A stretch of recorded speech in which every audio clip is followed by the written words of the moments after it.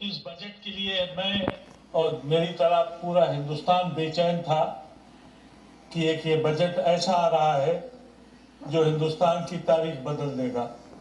इसलिए कहा यह गया था, ऐसे वायदे किए गए थे कि चांद और सूरज भी यहाँ लाया जाएगा और गंगा में गुस्ल दिया जाएगा। हिंदुस्तान में सारे मुल्कों का पैसा लाके इकट्ठा कर दिया जाएगा, नौकरियां मिलने लगेंगी, हिंदुस्तान का वो ख्वाब पूरा हो जाएगा। इसलिए मैंने भी बड़ी बेचैनी से इस बजट का इंतजार किया। बजट के माने होते हैं कि सरकार किस रुख पे चलने वाली है। अंदाजा ये हुआ कि बहुत से जो वादे और नारे लगाए गए थे उसके माने भी मुझको मिल गए। उस वक्त समझ नहीं पा रहा था कि सबका हाथ सबका विकास के मानी क्या है। समझ में ये आया कि बिजनेस अगर तरक्की करती है तो देश तरक्की करता है। यहाँ बजट में देखा कि बिजनेसमैन तरक्की करने जा रहा है एफडीआई और पीपी के जरिए, उसकी किस्मत बदलने वाली है, यानी सबका हाथ और सबका विकास है। ये कहा गया कि बुलेट ट्रेन चलाई जाएगी, ये एक विकास होगा।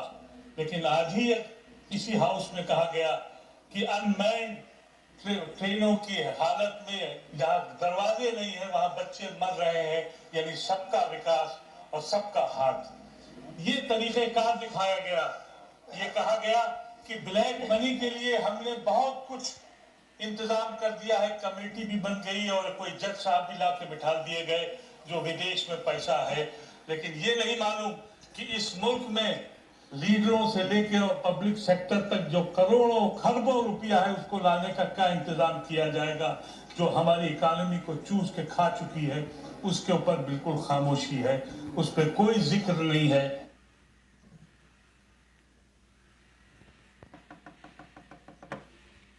18 से 20% पॉपुलेशन है इस मुल्क में दलितों और बैकवर्ड्स की, वो शेड्यूल कास्ट शेड्यूल ट्राइब्स की, उनके लिए बहुत अच्छी बात की।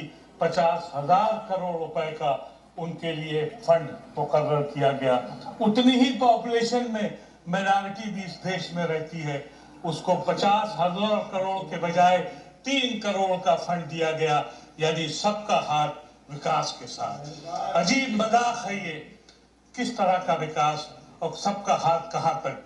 ये कहा गया कि हम मदरसा मॉडर्नाइजेशन करने जा रहे हैं, 100 करोड़ रुपए उसमें दिए। मदरसा मॉडर्नाइजेशन में मुझे मालूम नहीं कि मदरसे से क्या डॉक्टर पैदा किए जाएंगे या वकील पैदा किए जाएंगे। मदरसे का काम ये कभी मुसलमानों की डिमांड नहीं थी। मुसलमानों की डिमांड ये थी कि अलीगढ़ मुस्लिम यूनिवर्सिटी को माइनॉरिटी कलेक्टर दे दो। मुसलमानों की डिमांड ये थी जो उनकी वक्फ की जमीनें उस पर यूनिवर्सिटी खोलने की इजाजत दे दो, उसका जिक्र नहीं किया गया। कहा गया कि नहीं मदरसा मॉडर्नाइजेशन होगा। तो इसी से अंदाजा होता है कि जब इस मुल्क में जब तरक्की होती है, जब किसान तरक्की करेगा तब मुल्क तरक्की करेगा।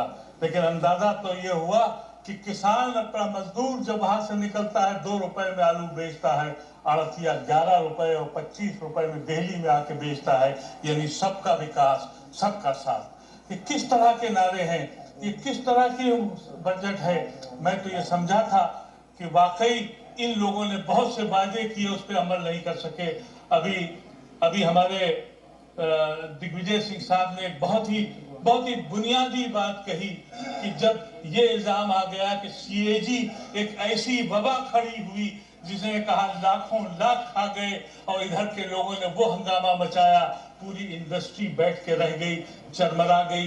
लेकिन अफसोस ये है कि जिस शख्स ने ये कानून बनाया था, सेक्रेटरी था, आज वो प्राइम मिनिस्टर ऑफिस में उसका सेक्रेटरी बनता है। मुझे नहीं मालूम कि ये वो सभासाद था या उसको अवार्ड दिया गया था। ये मैंने पहले भी हाउस में कहा था।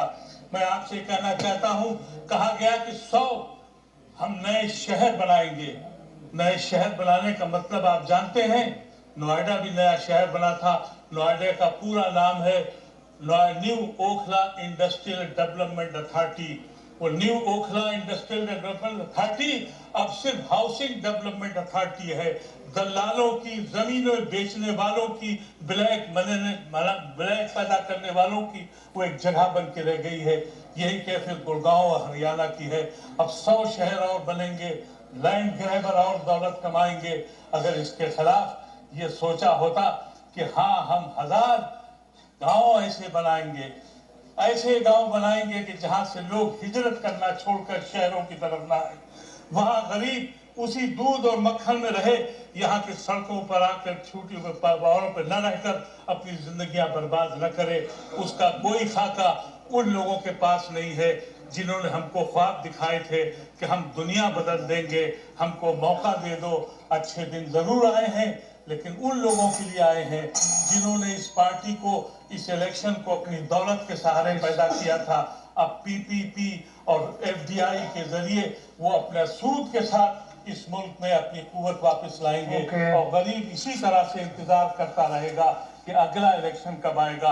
अब अगले इलेक्शन में भी किसी एक आम आदमी की हैसियत नहीं होगी कि वो पार्लियामेंट की या असेंबली का रुख कर सके, इसलिए दौलत के खजाने इतने खोले जाएंगे और अब पीपी और एफडीआई के लोग इतनी दौलत लेके आएंगे कि एक आम इंसान जिसको हिंदुस्तान की फिक्र है वो हिंदुस्तान के पार्लियामेंट या असेंबली में जाने के लायक भी नहीं होगा। मैं तो समझता हूँ जितने बुरे दिन आने वाले हैं उसका तस्वुर कीजिए तो खौफ आता है। न जाने किन लोगों ने ये कह रखा है कि अच्छे दिन आ गए। बहुत बहुत शुक्रिया आपका। धन्यवाद।